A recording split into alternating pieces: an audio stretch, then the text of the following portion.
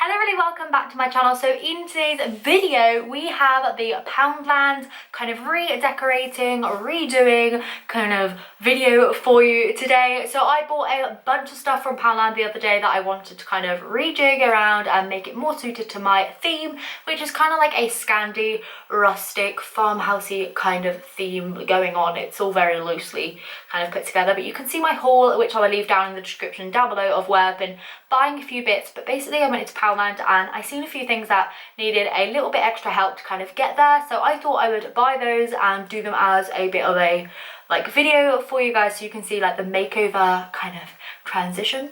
I did some Noel lights, which I found in there for £5. I made some little baubles, which I kind of rejigged into more of like a rustic kind of thing going on. I did a little jar with some fairy lights in and a little ceiling, and I also did a little car decoration, which I'm really happy with.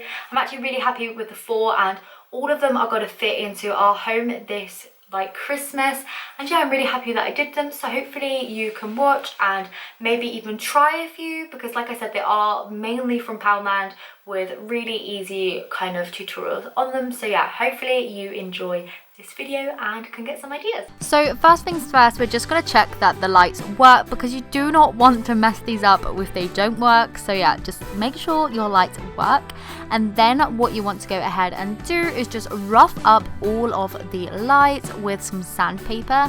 I just did mine with a 60 like coarse sandpaper, just to make sure it was really nice and buffed up, and then I just used some masking tape and wrapped it around the little bulbs on it. Taking a gunmetal coloured spray paint, I just spray painted the letter, and then taking a bright silver, I added a few highlights also. Next, to make it even more rustic, I then went in with some acrylic paint. I used black to begin with on a paintbrush and just buffed that off till I had like hardly any left on it, and then I just went ahead and brushed that like loosely all over the L again.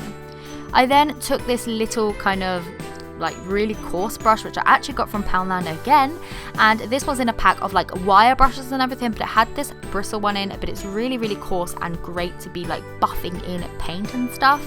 Basically you just want to buff it in and make it look more worn and torn without scratching the spray paint off. I went in with a burnt sienna acrylic paint also, just to kind of imitate some rust colour, and I just buffed that into some areas as well where I thought that rust would hit, so mainly like on those protruding bits on the front, and then a bit like on the top and the sides and everything like that. And then what I went ahead and did was just sprayed a couple coats of clear lacquer on, just to protect any of the paint and stuff like that, just for when it's put in storage and everything. So as a final step, I just went ahead and added some black Sharpie pen to cover up any of the red outlines on the back, so that you couldn't see it when it was facing outwards my window. And this was the before, and this is how it looks now in my window and from the inside. So for the second DIY, I took this little Poundland decoration that I just chopped off the ribbon off the top and removed the eye pin from it also. I then hot glued the bottom, and I actually just popped it inside a jar that I also got from Poundland, and this was one that had like the battery pack and everything in the lid with some fairy lights in also, which was £1 again, which is a total barg. I then took this little bottle brush tree that I had left over from another decoration, and I just hot glued the bottom of that, and also put lots of hot glue into the bottom to really stick it in and make sure that it was secure in there. What I then did was took some of this fake snow that I also got from Poundland, and I just pumped in some hot glue into the bottom of the jar to make sure like some can secure down, and I just put little bits in at a time, making sure to like fill it up slightly so it reached the bottom of the snowman. I then wrapped the lights from the jar lid around the tree, so it looked like the tree could then light up inside the jar and create a little scene. And this was what it looked like without the lights, and this is what it looks like with them on. Okay, so taking these polystyrene balls, I've decided I'm going to turn them into baubles.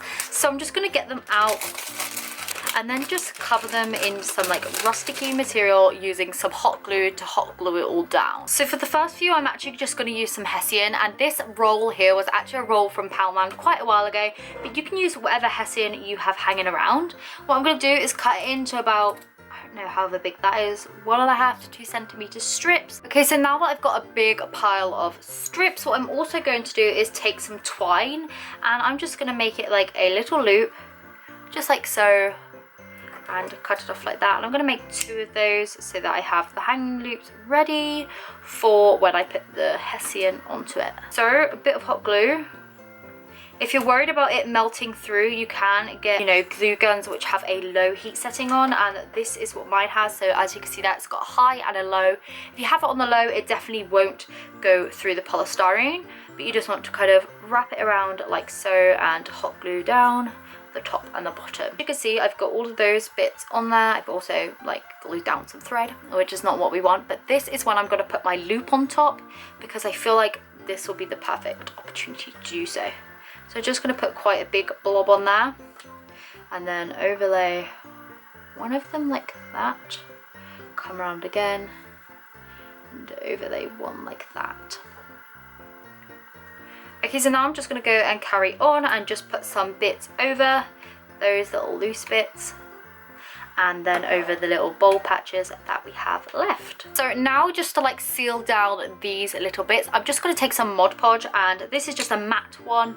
I got this from Hobbycraft for £1, which again is super great. I just have it in my collection anyway, and what I'm going to do is just take a paintbrush, pop it in there, and then just use that to seal down all of those bits and really press it in and just keep it all glued down. So once this had pretty much dried, it's still a bit wet in a few places, I'm just going to tie this into a knot, and that will kind of bring it all kind of together. I'm just going to tie it into a knot and bring the knot right down to the base to kind of really secure it on. Now for the next design of bauble, again I'm just going to do the same technique, but I'm actually going to use this like thick canvasy cotton fabric. I again have had this in my fabric collection for the longest of times, but with it being brown I haven't really had something to do with it because I didn't like the colour. I think it maybe turned up the wrong colour, but what you want to do is just measure out the strip that you want. So we need to go around like at least half the bauble, so to be that length, somewhere around there. Again, doesn't have to be perfect, you just kind of have to make lots of strips and just stick them on.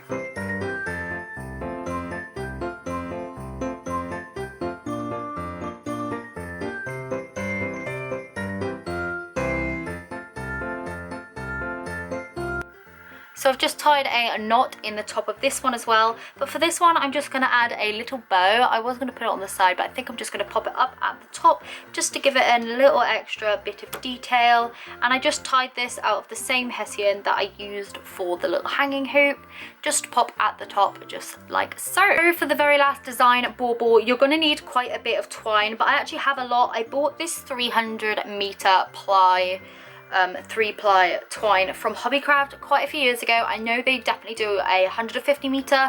Don't know about the 300 meters anymore, but this is probably only like 200 meters left on it because I do use it quite a lot, especially around Christmas time. But what you want to do is just glue a hoop on again, and I'm going to do that in the exact same way as I did before. So now the loop has completely set. What I'm going to do is I'm going to put another like big dab of hot glue, quite a bit on there, and I'm just going to hold down this piece of twine just like so, and I'm going to make sure it sets about halfway, not completely, and then I'm going to pull up the loop so that we have like all those bits kind of sticking out everywhere. I've just dragged it off, which is brilliant.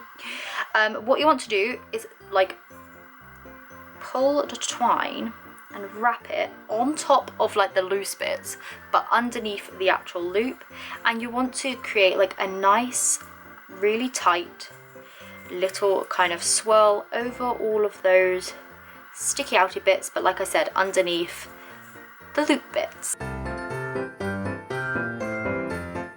Okay, so once you've filled up that first bit of hot glue, you've then started like a spiral, and we're just going to spiral this twine all the way to the end. So to secure it like going around, you just want to put like a few little lines, probably put just like 2 there just to kind of secure it as it's going around.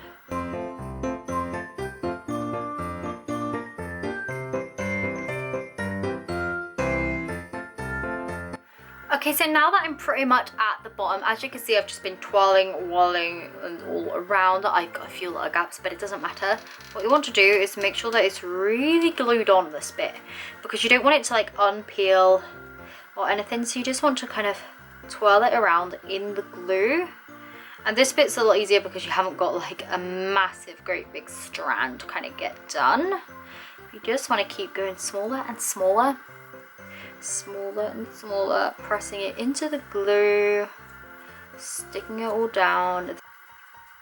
Right, and now we've got to that, I'm just going to cut it off about there, and I'm just going to hot glue into the little hole left, and then just swirly twirly it around.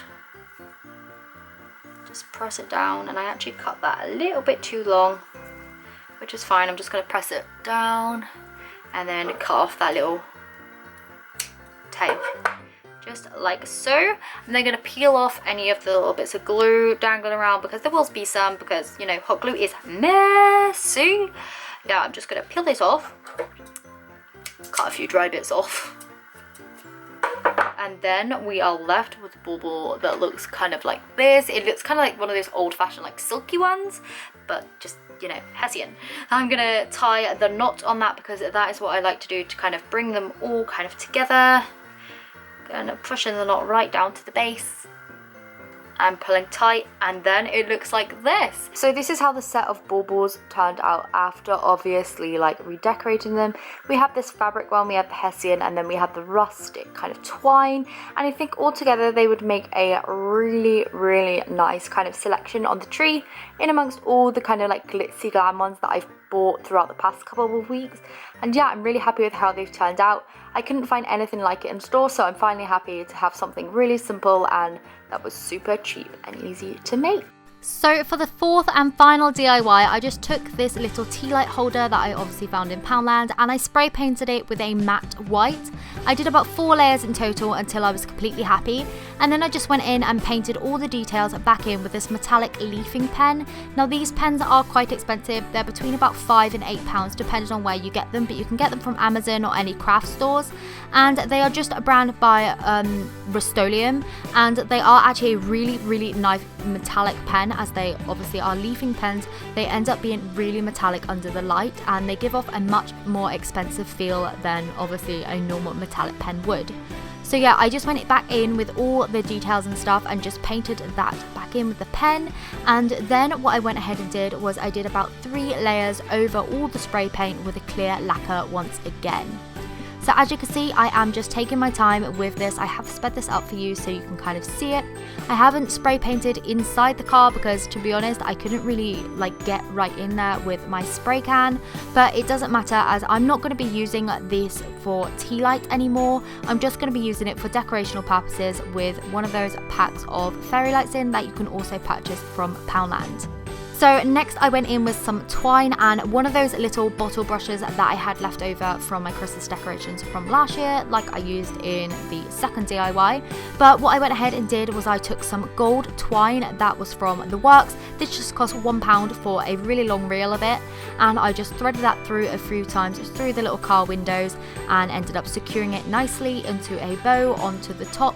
I chose gold because I wanted to kind of take away from the silver. We don't have a particular like metallic theme going on, so I figured mixing the both would be quite like, you know, a little rustic kind of edge to it.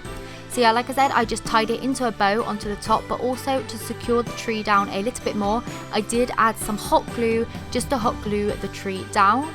If you're looking for like trees to be exactly like this, I know Hobbycraft do have some in. They are on little kind of wooden like tree kind of stump stands.